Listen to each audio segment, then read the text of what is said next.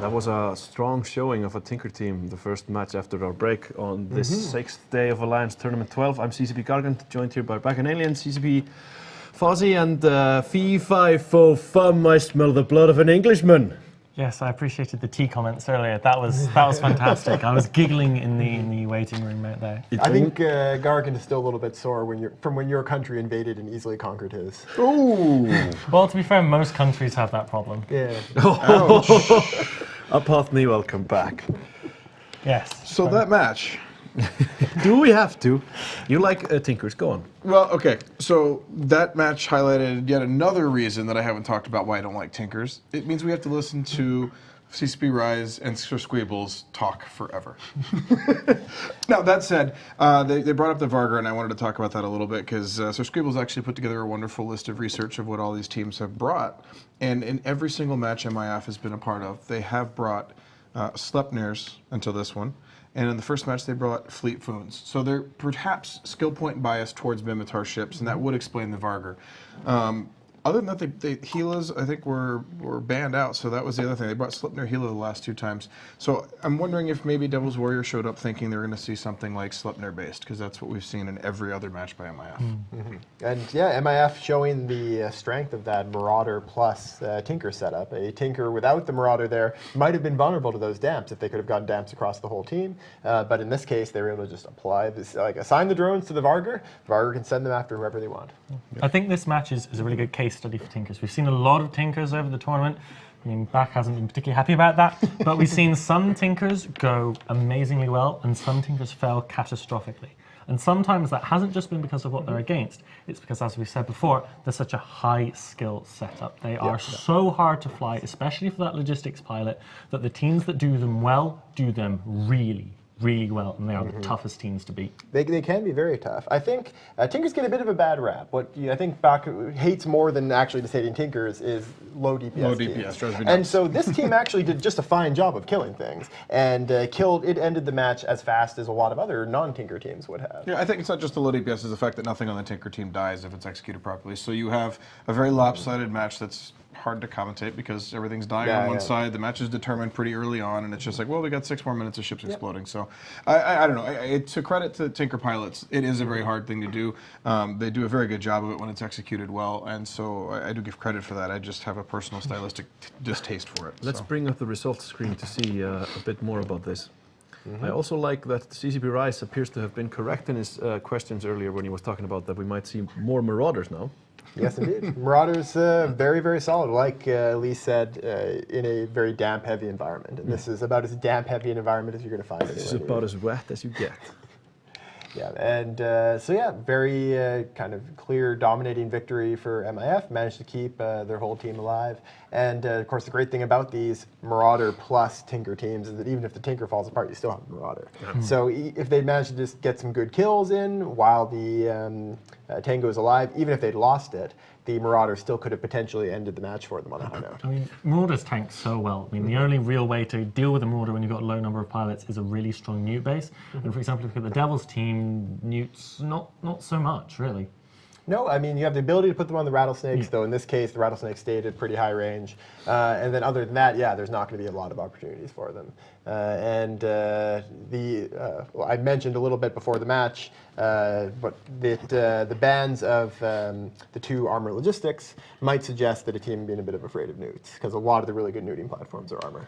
Yeah, I mean, when you bring a setup like Devil's Warrior Alliance did too, you're putting a lot of your points, as we talked about before, in 2 Rattlesnake Core with the Claymore, you give up a lot of utility slots. You know, if you're bringing 6 cruisers, 7 cruiser hulls, you have utility high slots where you could fit medium newts or something of that nature. You have a few more mid slots to spread out some E-War if you want to throw the odd, an armor tank Vexor, for instance, you have a couple of mids to work with.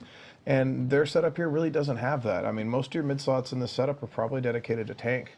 And as a result, you lose out on that option to have utility to counter something like a Tinker. So, but with this, the Devil's Warriors Alliance are out. They've made a very good impression on us. Great run. I really like them. I will say I'm a little bit frustrated by their name, because it feels like it should be, as you just said, Devil's Warriors, because it's an alliance. There's more than one of them. But it's the Devil's Warrior Alliance, which always throws me off, because, I mean, there's a bunch of them, so they should be plural. The Warrior Alliance, though, it's like, I don't know. I don't know. Maybe they're probably gonna let us know in like the tournament forums. Oh, The reason for the name. There might be some like very specific reason will for it. just But it assume- always confuses me. Yeah, we'll just assume that it's a trap.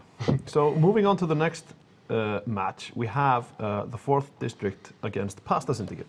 This is going to be a great match. I think both teams have shown throughout the tournament thus far that they're both very strong, very consistently good teams. I mean, Pasta haven't had to play yet today.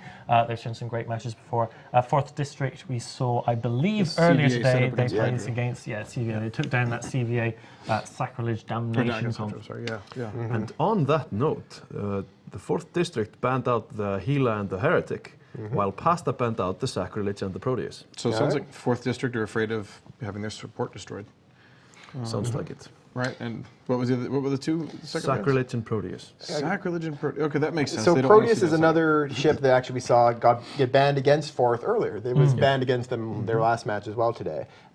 People worried about their Proteus setup, even though the Proteus setup wasn't particularly strong. It might be that people have some intel and know that they've Yes. got some other strong Proteus setups, or this may be just another person with like post-traumatic flashbacks to watching the Agony match from yesterday. All of them viable options. Possibly even the Waffles match from the first weekend when we went against the Ministry of Footwork, Proteus Tinker, and that was well a meepo as its armor, but that was horrible. Yep. Maybe they just don't want to go against the prettiest T3.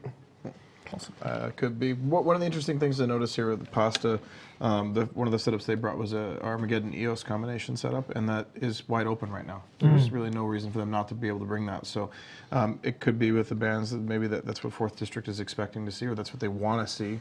They're trying to ban them into that, and by leaving it open. So yeah, It'd be interesting to see. Yeah. So I'm predicting that Pasta Syndicate takes this. Even though there were some rumors on the forums earlier that they were broke after having to buy a whole new composition of a team when Hydra banned the one they were using, or the one they were against last, banned the one they intended to use. But I still bet on Pasta. I think they're not quite al dente yet. I have been pretty much wrong all day. I think Pasta are going to win, but I no longer trust anything that comes out of my mouth. I actually think 4th is going to take this. Both these are very solid teams. It could go either way, but my gut feeling in this case is 4th. Yeah, I'm going with 4th as well. I think they executed brilliantly in the last match. They're on their game today. They should be feeling really confident after that, a really well-flown match. It feels good to win and win well, not just to kind of sneak one out, even though half your ships fly out of the arena like we've seen today. So 4th District, I think, are going to be on their game here, and I have faith in them for sure. I should also maybe apologize for my, well, not apologize, but say that 4th District have proving themselves not to be as boring as their Alliance panel presentation was. It was reputably.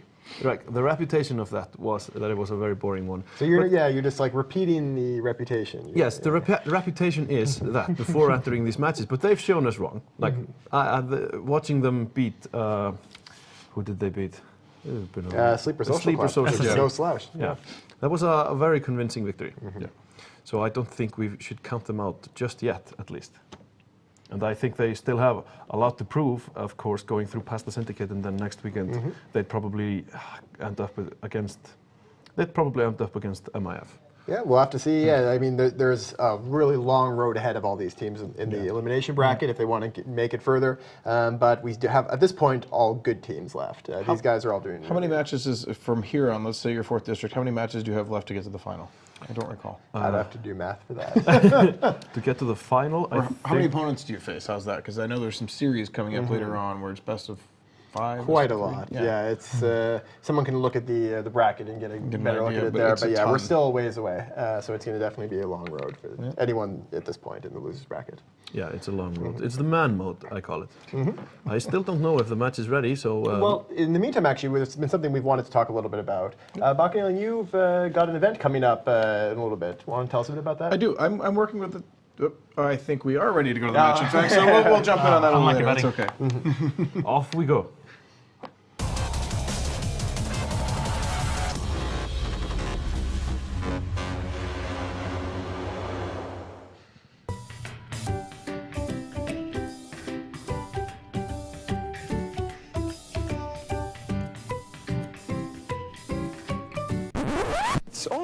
It's only a game. Why you have to be mad? I mean, my heart's beating, my hands are shaking, but I'm still shooting, I'm still getting the headshots, it's like, boom, headshot, boom, headshot, I'm still getting the shots, it's like, boom, headshot, boom, headshot, boom, headshot, I'm still.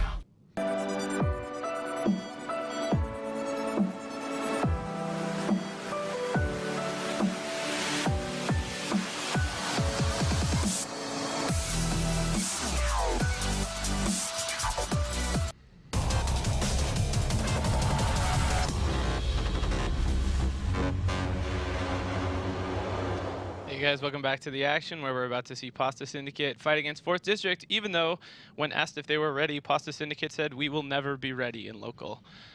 They look ready, though, and they look ready with the comp that they've flown twice before, in that they have an Armageddon, 3 EOS, an Oneros, a Garmer, 3 Molluses, and 2 Talwars. And as you can see, 4th District surprising us with something completely new once again, as far as I know anyway. Triple Claymore with 2 Orthruses, and then just Worm and Merlin along with that Basilisk. So a lot of new stuff going on there. The Basilisk, not a common sight today.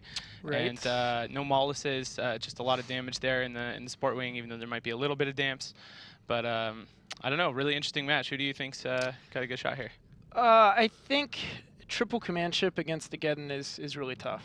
These Claymores shouldn't have a whole lot of trouble getting in on top of the Geddon, but they're really going to struggle accomplishing much once they get there, I think.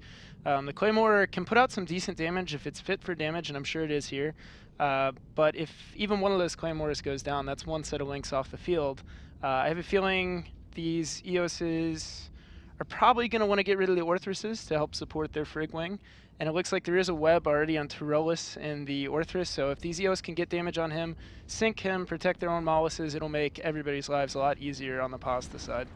I can't believe how fast Capku got webbed. One of those Worms or Merlins made its way across extremely fast and webbed down that Pasta Logi, so that's pretty bad news, and he's taking damage now. I'll have to see how well his armor tank holds up.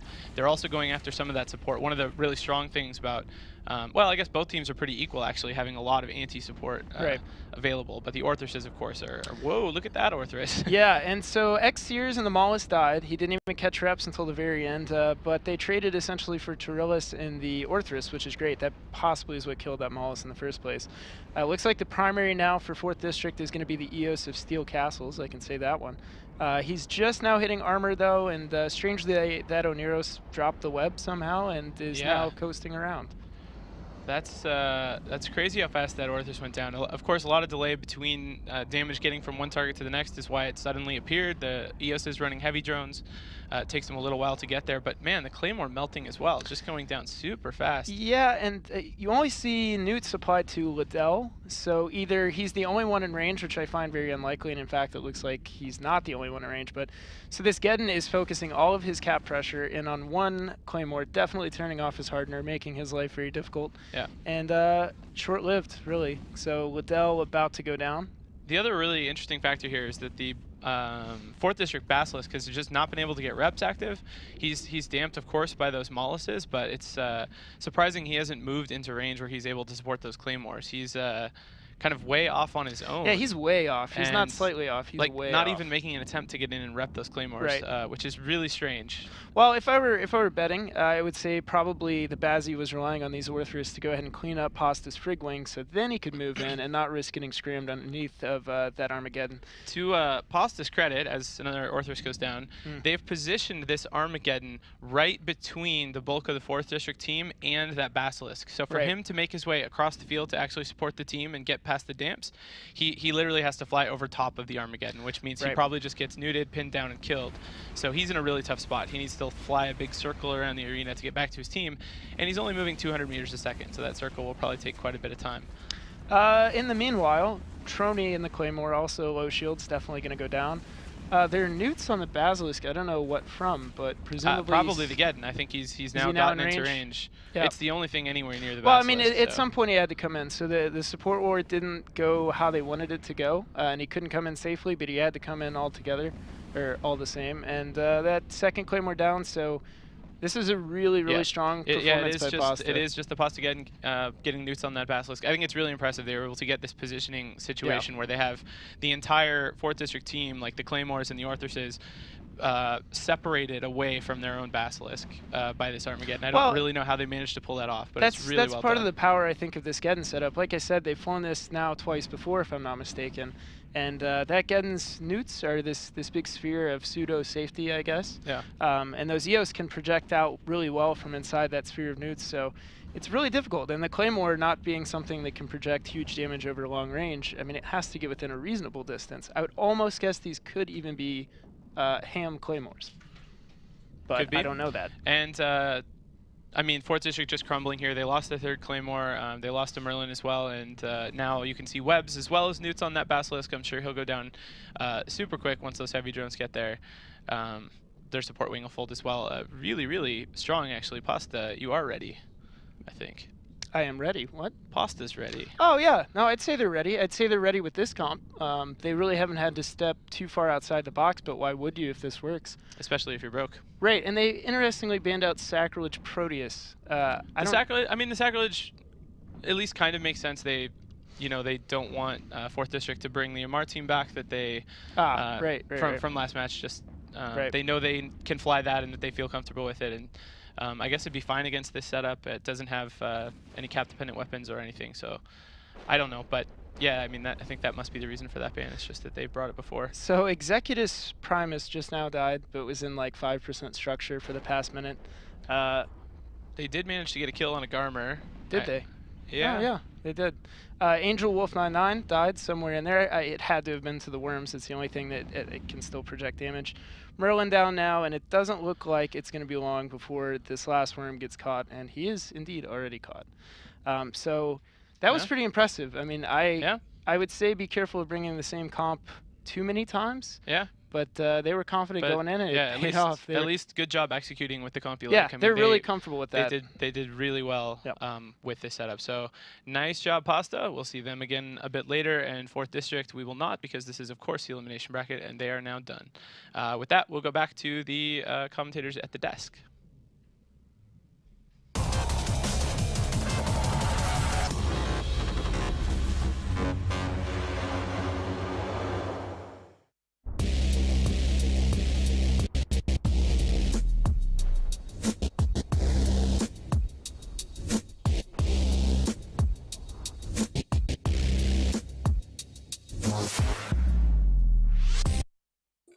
All right, Space Chutney's primary. My client just froze. Support, take care of that, please. I can't. Everybody else stay on the Vexor of Space. Light is down. Yep, Space Chutney's primary, followed by Captain Ghost. Primary target. Okay, Space Chutney's now primary. Race is about to go down. Rogon, you dead? Space Chutney's primary, guys. Make Yeah, sure just it's on Space discode. Chutney. Loot the field, guys. Loot the field.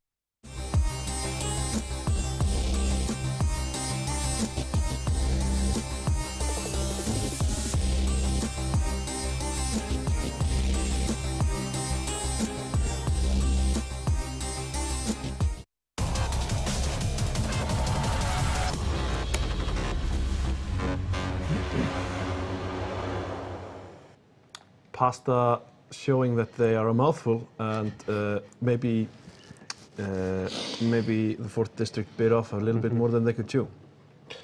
Yeah, I think 4th District misplayed that a little bit, and Pasta did a great job of capitalizing on that. I mean, for one thing, I think knowing what Pasta has brought, banning that, you expect that EOS comp is going to be open, and it was, and that's exactly what they brought. You figure 4th would have to come prepared for that, and they obviously either weren't prepared for it or were prepared for something different. You know, they thought they had it covered and they didn't, and then the logistics getting caught out from the rest of the fleet and then cut off by the Armageddon was both, I think, bad piloting on the part of logistics and great piloting on the part of the Geddon pilot. I think it's just really, a mistake capitalized on, and that really turned the match for Pasta. The logistics, I don't think I ever saw him get a rep on anything. No. Yeah, I think the 4th District team, from looking at their past setups, they obviously feel comfortable with using hams. But that kind of bit them a little bit in this. If those had been Sleipnirs instead of Claymores, they would have applied much more damage to the Logi. Because they did get tackle on that Aneros, and they got damage on him. And if you get a couple of Sleipnirs on Aneros, they're going to kill it a lot faster than 2 Claymores. Well, it looked like those were, you were saying ham Orthros. I'm not sure, I didn't see They could have been ham, they could have been rapid lights, both of them are pretty viable. You didn't see the support dying off as fast for Pasta that I was expected from rapid lights, so that was why I'm assuming that you were correct. But I think it's worth reiterating that point about the Armageddon. Like it has a full rack of newts in the highs. It's got that range bonus. You should really consider the Armageddon as this kind of 28-kilometer sphere of death, more so if it's a flagship, and it is the most popular choice for a flagship this year. Anything gets in that range, it's not going to have a prop mod, it's not going to have an active tank, it's not going to be able to use many modules that require capacitor. Like you just cannot get in that position. Of course, for a battleship, it's also relatively squishy. It doesn't have the resist bonus that we've seen on a lot of the popular battleships, like the Rattlesnake. But yes, it does have that great like sphere of death, like you said. It's a great area denial weapon in a lot of ways. Yeah. Let's get up the results to see the damage done. And we can see that there was a complete wipe, of course, but it was a very well played by Pasta. Effectively, exactly like you said, with the logistics of the 4th District team, almost never been able to do anything. Yeah, I mean, like the commentators at the desk said, he was probably relying on his team knocking down those Molluses fast. Just saying, all right, guys, once you get those Molluses down, I can rep. Once you get those Molluses down, I can rep. But it just never happened. And so he ended up getting caught out of position because of that. And basically because he didn't take his responsibility into his own hands for the movement in that case. You look at the ISK lost, Past Syndicate did lose a couple of ships, but 148 million, even they can probably afford that. They should be okay. You know, you look at the damage down to these Sleipnirs, and it's what, in the 20,000 range, 24,000, 22,000, 21,000. That's not a lot of damage done to a Sleipnir. To kill a Sleipnir in past matches today, we've seen the ones that are getting reps are taking enormous amounts of damage, more than that. I think we've seen 40, 50, 60,000 taken. So just an indication of how much faster, maybe 3 times faster these things were dying, and just really allowed Pasta to walk over them. Turning off the hardeners goes such a long way. Absolutely. This goes to show that teams are built from the ground up, with the support wing coming in really strong again. Yeah, and it's damped again, which is one of the most dominant themes in this tournament. In this tournament, and in the tournament format as it is now. It's worth noting that a lot of the matches that have been lost today have been lost because one team has primaried a frigate or a Desi of another team. They thought they're really easy to kill, they're low tank, we've got stuff that applies great to them. But these frigate and Desi pilots, they are maxing up their speed, they're controlling their range super well, and they're just living forever. And that is buying the time for the other teams to burn through what they need to, and it's giving them a massive advantage. It's so easy to forget how quickly frigates move, how speed mitigates damage so well in Eve, both from missiles and from turrets. And you really need to tap them down if you're going to kill them. Well, and the times that we do see those early frigate deaths make a difference too is when there's a separate support war, when there's a support battle, worms diving into molluses or heretics going after worms or whatever it may be. It's when there's a separate support wing, or anti-support wing, I should say, going into the battle, and the bigger ships are focusing on each other. And that's when the support battle gets won decisively one way or another and has an impact, rather than, like you say, someone wasting time shooting a mollus that they can't manage to kill somehow. But with that, we send the 4th District on their merry way. I'm sure they'll be back next year. I am sure of it as well. And move on to the next match, which sees Test return to the field versus Feint Disorder. I said it before, I really like Test's team this year. Yep, I've been very impressed with this very loose Tinker they've been running. Very high damage, very distributed. It's very different than the other Tinkers we've been seeing, but it's been working. It's 1, 2 out of 2. Yeah, I think it's great. It's innovative. It's different. It's not just copy-pasting a setup they saw Hydra or PL or somebody else fly. They said, I like the concept, but let's tailor it to our own style. We like flying high DPS. We want a lot of cruisers, a lot of pilots. Let's do it that way and try it. And it's been working for them. So that's been fantastic. I haven't seen the bans yet, but I think this is one of the matches where mind games are going to be. Test have this great setup that's been doing so fantastically well. Feint Disorder need to have a team that can beat it, regardless of what they do. If they ban Tengu, but if they don't, if they let it happen, if they tempt Test to bring it, they need to have a team that can beat it. On the other hand, Go ahead. If Test, if Test are obviously aware of this and they say, well, how do we think this team will lose? Let's bring a comp that beats that team. Yep. They can just. That's something we've seen a lot of good teams do. Feint has brought Vector Navy issues twice, and I think those were part of Test's kind of pseudo tinker there. So I'd be curious to see if those were one of the bans of one side or the other. Well, the bans for this match are on the Test side and the EOS and the Geddon. And Feint Disorder banned the Tango and the Rattlesnake. Interesting. There we go. So they've effectively dismantled the composition that Test brought last match. Of course, Test has the option of trying to fit a Loki into that role, which can work, but it's not nearly as effective generally as the Tengu. So it'll be interesting to see whether they decide to try that out or not, or whether bring out something new. I mean, obviously, Test have some good theory crafters, so it'll be interesting to see what else they've got up their sleeve. Yeah, I think I'm going to go with Test again. I've been very impressed by their showing so far. I love the fact that our Test bros are back in the tournament scene. I've always been a secret fan. Yeah. What about you guys? I'm gonna go with Fane. I think they're fresh today. They've been watching Test's match. They've had a couple hours now to really look at that team. Obviously they've now banned it out, but I think that Test now have to bring something new. And I think it's very possible that Test are falling strike. We have this amazing team that's doing so well. We don't know what their backup's like. I don't know whether we can count on Test having these really strong setups. They might have spent so much time practicing this awesome Tengu Tinker team that the rest of their setups aren't as good. It's a very good question. I am going to go with Test in my prediction here. I think they've been a little bit more impressive than Feign Disorder, but this is, again, another match where it could really go either way. Yeah, I have Feign Disorder circled on my page. I think Test are going to bring a really strong team. I do think they have to have something in backup. If they came up with that good of a setup to begin with, then they have to have something else too. But I just think, as you said, the Feign are fresher today, and they've gotten to watch Test fly once already, so I think they're going to have an idea of what to do. But judging from, fitting a low key into Test's earlier Tinker team, it's going to be you guys They have have been a lot of options. They could go that way, or they could go with a completely new team. But you have literally said that doing that is worse. Yes. It's doing that is worse than the Tengu. It might not be worse than whatever Fein's bringing. It has Fozzie's seal of disapproval. It does. That's what I'm hinting at. Yeah. So that's something that they shouldn't do. I honestly hope we'll see something new out of them. I actually like the Tengu Tinker or the Loki Tinkers can work. They're just less optimal than the Tengu ones. Yeah. The Gila is still open, so nobody banned that. Maybe we'll see triple Gilas, but yeah, it's always possible. it's always possible. Other ships that aren't banned. I mean, maybe they want to take a part in the damp wars that have been going on. Yep. Well, like Elise talked about before the break, when you ban out the Rattlesnake, you're doing a very good job of pushing the other team into a cruiser heavy setup, as the Rattlesnake really is the best match for that, like couple of battleships and then a bunch of frigs role. So I would expect to see something a bit more in the command ship and cruiser lines. Like Sleipnir, EOS is banned, but Sleipnirs weren't, and neither were like Claymores or Astartes, which all fit pretty well into that kind of thing, or Damnations. I'd love to see Astartes. Yeah, Yeah, that's one of the things we've seen less of today, like the big Blaster, Galente Rush teams. I love to watch them. I think that they have a couple inherent weaknesses over the setups we've been seeing, which is why we haven't been seeing them as much today, given we're so late in the tournament. Everybody kind of has an idea how the method's doing. But I don't think it's impossible, certainly. Astartes do have a 100% win rate today.